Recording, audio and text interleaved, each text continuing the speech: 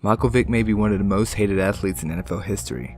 In the past, there's been multiple dual-threat quarterbacks such as Steve Young, Frank Tarkenton, Randall Cunningham, and many more that's made it to the Hall of Fame, but Vick was the one that's changed the game of football forever. Today, we will be asking, is that enough to classify him as an NFL Hall of Famer, or could he be just another overhyped player with amazing talent that did not use it to his full potential?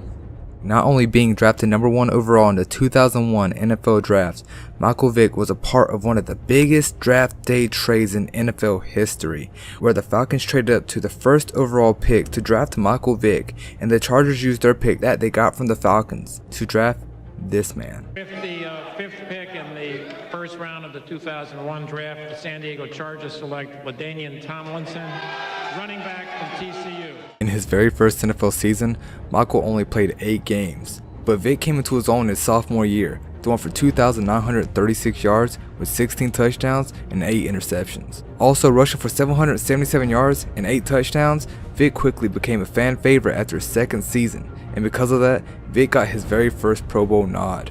Heading into 2003, Michael broke his fibula in a preseason game versus the Baltimore Ravens that would keep him out 10 weeks of the 2003 season. So we will skip to the 2004 season, which was very identical to his 2002 season. His 2004 season was overshadowed by one of my favorite video games of all time,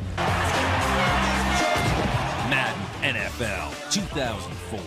Michael Vick was considered a glitch. Heck, even considered a human cheat code. If you haven't witnessed this firsthand, it's almost like playing with Bo Jackson in Super Tecmo Bowl. If anyone chose the Atlanta Falcons in Madden 04, they are guaranteed at least an 80% chance to winning the game, just because of Michael Vick alone. But heading into 2005, Vick had a horrendous year throwing the football, throwing almost as many interceptions as touchdowns, throwing 15 touchdowns with 13 interceptions that season. But in 2006, trying to shake off his 2005 season, Vick got another Pro Bowl nod because of his passing and rushing performance in that season, stacking up 2,474 yards in the air and 1,039 yards on the ground, becoming the first quarterback to ever reach 1,000 yards passing and 1,000 yards rushing in a season. Vick was on top of the world, but then it all came crashing down.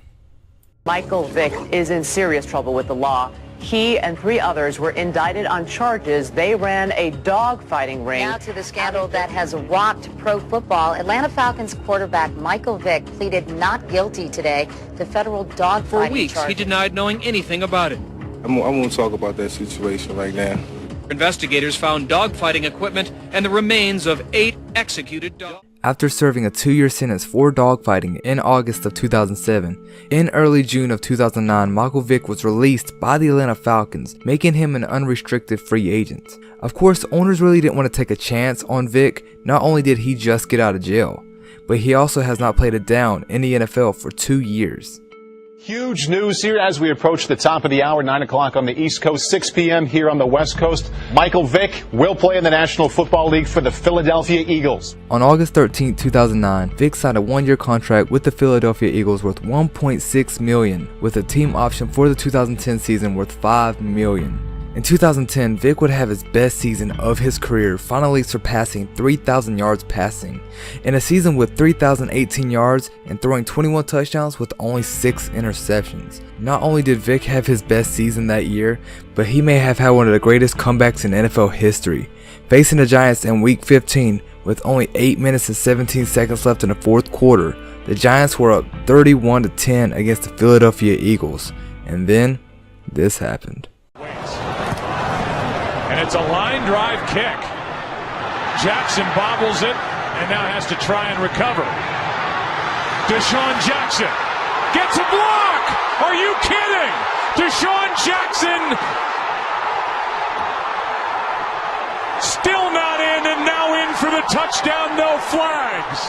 Unbelievable. After the Philadelphia Eagles went 10-6 in the 2010 season, the Philadelphia Eagles extended Vick's contract, offering $100 million for 6 years with a guaranteed at least $40 million. But unfortunately, because of lingering injuries, Vick only played 2 more years with the Philadelphia Eagles.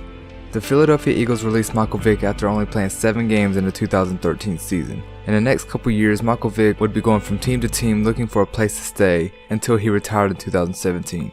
My question for you is should Michael Vick be in the Hall of Fame for what he did in the NFL? or should he just be known as the fast quarterback? If you want more videos like this, just comment down below who you want me to do it on or what team you want me to do it on. It's your boy GTJonzy, and I'm out.